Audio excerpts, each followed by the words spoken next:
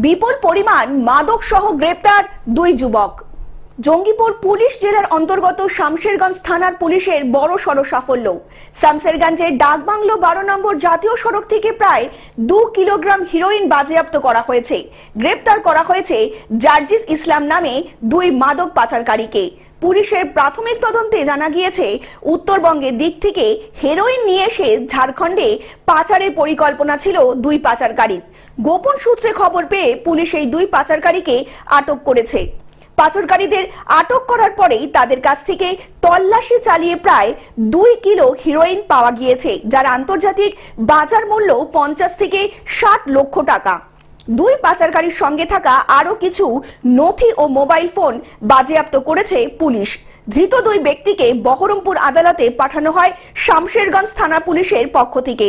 Heroine উদ্ধারের ঘটনায় ব্যাপক চাঞ্চল্য সৃষ্টি হয়েছে এলাকায়। মুর্শিদাবাদ থেকে পার্থ মণ্ডলের রিপোর্ট, গ্লোব নিউজ। এখন থেকে গ্লোব টিভি দেখুন আপনার স্মার্টফোনেও। গুগল প্লে স্টোর অথবা অ্যাপল স্টোর থেকে ডাউনলোড করুন গ্লোব টিভি লাইভ অ্যাপ। এছাড়া জিও টিভি অ্যাপ থেকে দেখুন গ্লোব টিভি লাইভ।